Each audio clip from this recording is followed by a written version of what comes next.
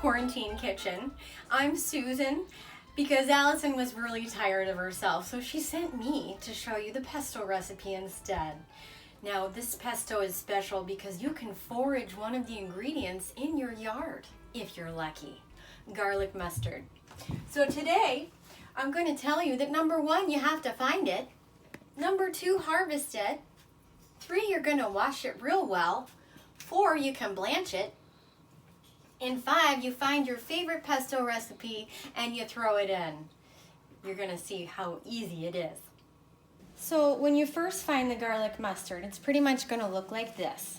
You will have taken the roots off outside and put them in a plastic bag and then in your garbage. You're going to bring it inside and you're going to give it a little wash, just like so. And after you're done with that, you're going to take the leaves off 1 by 1 or 2 by 2, whatever you can manage, and you're going to put them aside for the next step.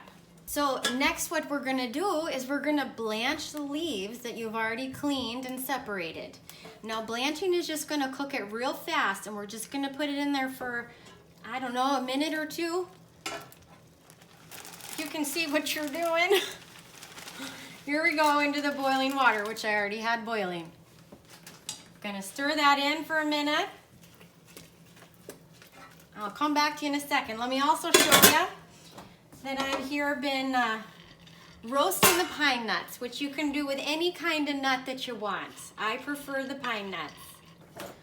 So as soon as you're done blanching, you're gonna take it off the heat, move it over to a safe place near your birthday cake, and then you're gonna take it out with a slotted something, and you're gonna put it in the ice water bath. And that's just gonna cool her down real fast. Just like that. Get off there, you little leaf. A little labor intensive, but you got your time. It's quarantine time. Look at that nice green leaf collection. Go ahead, whenever. And I forgot the salt. Honey, can you go get me some salt, please? Left of the stove. Upper cabinet. You find it?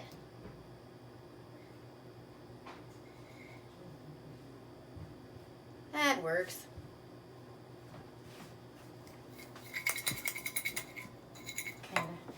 Okay, so are we filming? Okay, so normally when I do my own pesto recipe, which I have here, it's from the North End cookbook originally. I follow this one pretty much whenever I can.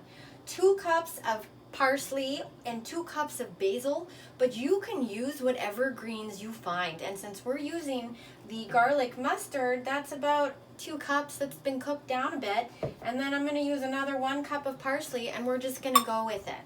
So you can find your favorite pesto recipe, and it's what we're going to do. So I like to put the nuts in first in the food processor. It's kind of the only way I know how to do the pesto. And then I'm just going to pour in some oil. And we're just going to grind that up. Hold on for the noise.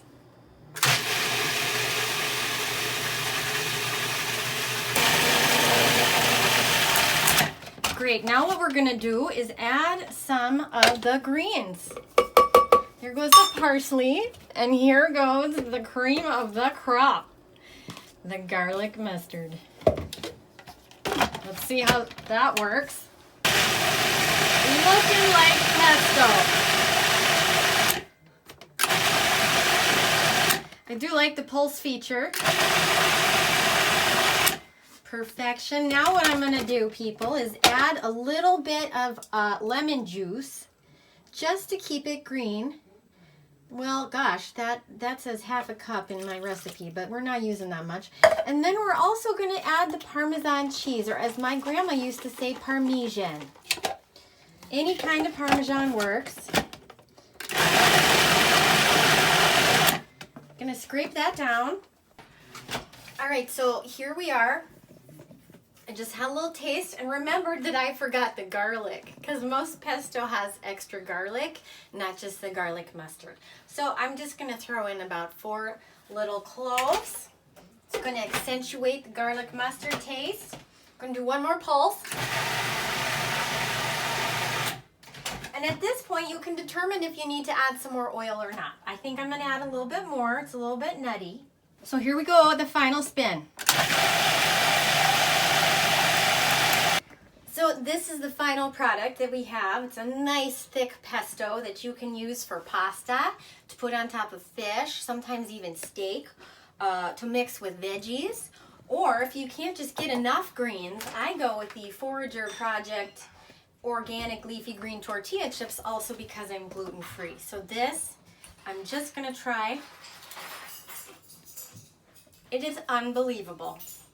Little taste of lemon, delightful. I highly recommend. So that's all from Quarantine Kitchen. I'll see you next time.